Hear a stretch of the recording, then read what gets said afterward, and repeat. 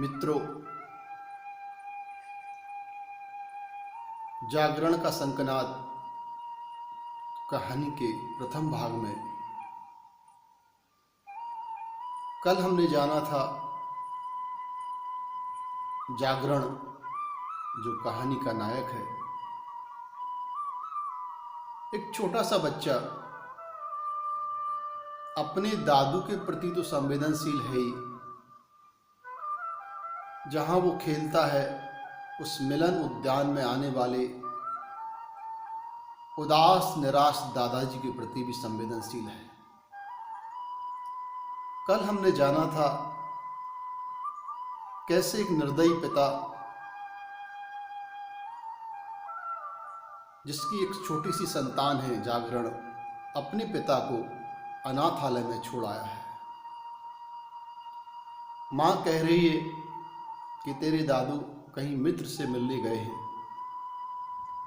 कल हमने जागरण की व्यथा कथा जानी थी और उसके मन के आकाश पर उभरा एक संकल्प जाना था कि ये व्यथा गंभीर है, इसके लिए कुछ करना पड़ेगा। आइए मित्रों, भोर की इस बेला में एक सद्विचारों का सूर्योदय इस कहानी के माध्यम से अपने चित्त पर करते हैं और कहानी के दूसरे भाग की ओर चलते हैं। आप सुन तो रहे ना मेरी बात को?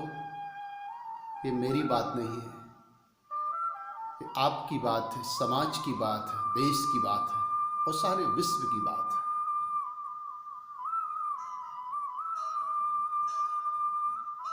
घंटी बज रही है, कहानी वही जो चित्त में कुछ अच्छा करने की घंटी बजा दे। घंटी सुनकर बच्चे आ जाते हैं स्कूल में। इस घंटी को सुनकर हमें अपने बिछड़े माँ बाप के पास लौटा दे तो ये कहानी सार्थक होगी। तो प्रस्तुत है जागरण का शंखनाद का अगला पाठ। स्कूल के अंदर नाटक का मंच लगा है और स्कूल में नाटक हो रहा है बुढ़ा बिकाऊ है। प्रथम दृश्य में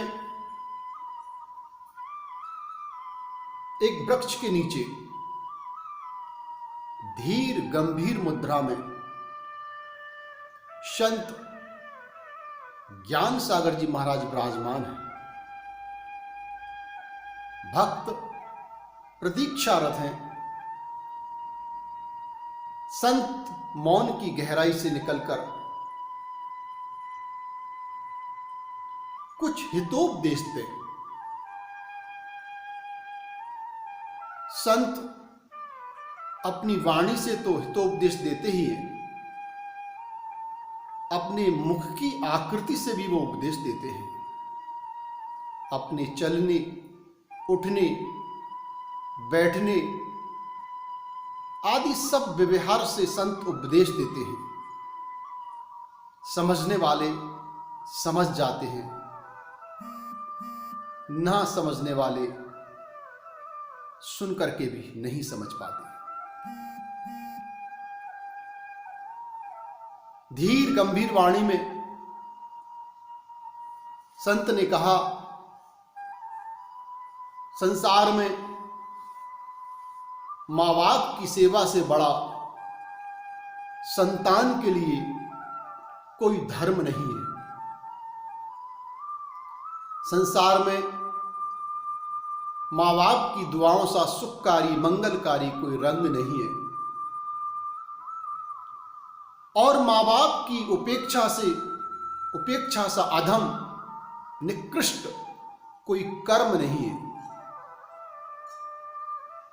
इसलिए माँ बाप की सेवा से विमुख नहीं होना चाहिए। माँ बाप की सेवा कर शुद्ध धर्म निभाना चाहिए। संत का उपदेश सुनकर एक जिज्ञासु ने पूछा, गुरुजी एक प्रश्न पूछूं? पूछो पुत्र। महाराज स्त्री, क्या उन मां बाप की सेवा भी धर्म है जो अपने मां बाप को अपने से अलग रखते हैं, सर्वेंट क्वार्टर में रखते हैं, उनके साथ नौकरों जैसा व्यवहार करते हैं, उन्हें पुराने वस्त्र पहनने को देते हैं, उनका सम्मान नहीं करते, उन्हें बचा खुचा भोजन देते हैं, उन्हें बोझ समझते हैं। और कुछ लोग तो अपने माँ बाप को अनाथालय में छोड़ाते हैं। नहीं नहीं, ऐसे माँ बाप की सेवा मैं तो नहीं करूंगा। बालक का आक्रोश देखकर, उसकी पीड़ा देखकर संत श्री बोले, शांत हो जा बच्चे, शांत हो जा। आप सबको ऐसे माँ बाप की सेवा भी करना चाहिए, वरना माता पिता पर अत्याचार का यह सिलसिला कभी नहीं रुकेगा। तुम अपने माँ बाप के साथ दुर्व्यवहार करोगे, फिर तुम्हारी संतान तुम्हारे साथ दुर्व्यवहार करेगी। यदि हमारा व्यवहार दूसरे के व्यवहार के अनुसार ही होगा तो हम कभी भी अच्छा नहीं बन पाएंगे, क्योंकि बुराई से बुराई का ही जन्म होता है। सभी दर्शक गहरी सोच में पड़ गए, संत मौन हो गए। मंच पर पर्दा गिर गया, पर दर्शकों के दिमाग में भी एक पर्दा उठ गया। कई दर्शक तो बोल पड़े, जैसी करनी वैसी भरनी, भाई वाह, बच्चों ने तो कमाल कर दिया। मंच संचालिका ने घोषणा की, आप सभी पेरेंट्स आज उपस्थित हैं और अपने बच्चों की अभिनय क्षमता को देखा है। उनकी कला इतनी जीवंत होकर प्रस्तुत हुई कि आप गहरे विचार में खो गए हैं, ताली बजाना भी भूल गए। अब प्रस्तुत है नाटक बुढ़ा बिकाऊ का अंतिम दृश्य। दृश्य वही जो दृष्टा की ओर ले जाए, दृश्य वही जो चेतना को झकझोर दे। कहानियां प्रेरित करती हैं, प्रेरणा का प्रकाश देती हैं। दर्शक टकटकी लगाए विचार मग्न हैं। अब क्या होता है, किस चीज से पर्दा उठता है? मंच से पर्दा उठते ही आवाज गूंजती है, बुढ़ा बिकाऊ है, बुढ़ा बिकाऊ है, माली टिकाऊ है, खाता 2 रोटी, घर का पहरेदार सदा बाहर है, बच्चों के लिए घोड़ा है, मनोरंजन का साधन है, आइए मेहरबान कदरदान, बुढ़ा बिकाऊ है। तभी दर्शकों में से एक आवाज गूंजी, क्या कहते हो, बुढ़ा बिकाऊ है? ऐसा भी कभी होता है? बुजुर्ग के अपने कहां हैं? बुजुर्ग के जो अपने हैं इसी जहां में भाइयों,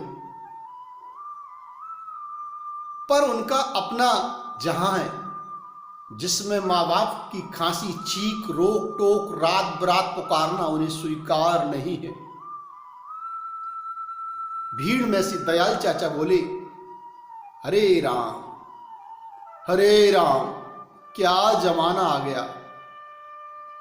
यही बात बच्चे जब छोटे थे माँ बाप ने सोची होती तो आज बच्चे बड़े नहीं होते। इनके लिए कई रात जागे हैं माँ बाप। घोर कलयुग, घोर कलयुग। क्या पाप किया था माँ बाप ने कि यह दुर्दिन देखना पड़ रहे? इतना सुनते ही दयाल का साथी प्रकाश बोला,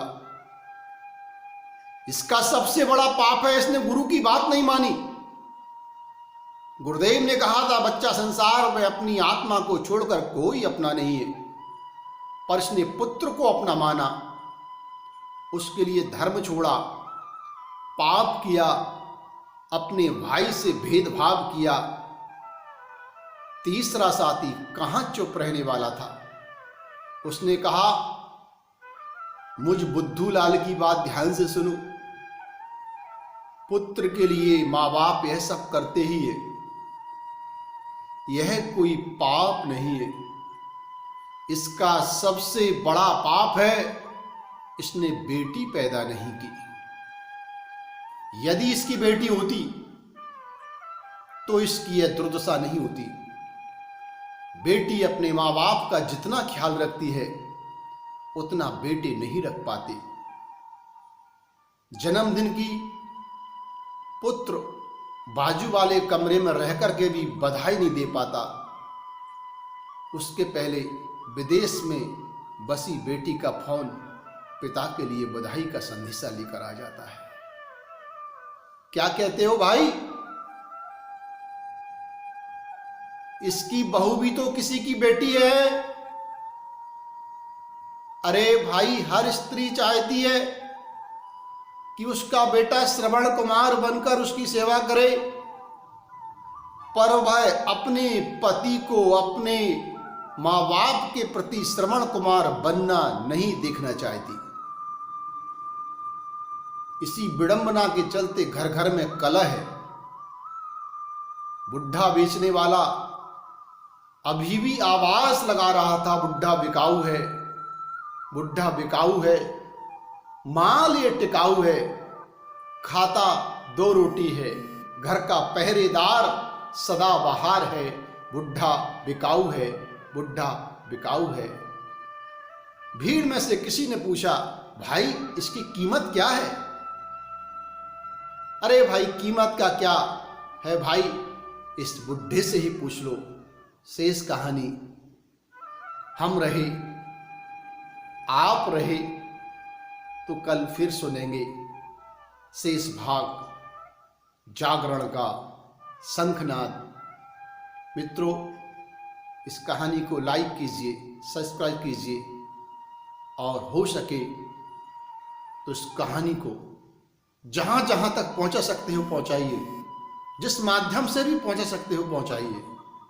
शायद इस कहानी को सुनकर, पढ़कर किसी की आंख खुल जाए, किसी उपेक्षित माँ बाप को उनका खोया हुआ बेटा मिल जाए, तो ये कहानी सार्थक होगी, चरितार्थ होगी। आज के लिए विदा लेता हूँ। आपका अपना भाई साहित्य मित्र ब्रह्मचारी त्रिलोक जैन, वर्णी गुरुकुल, जबलपुर। जय जिनेन्द्र। ओम शांति। जय श्री ओम।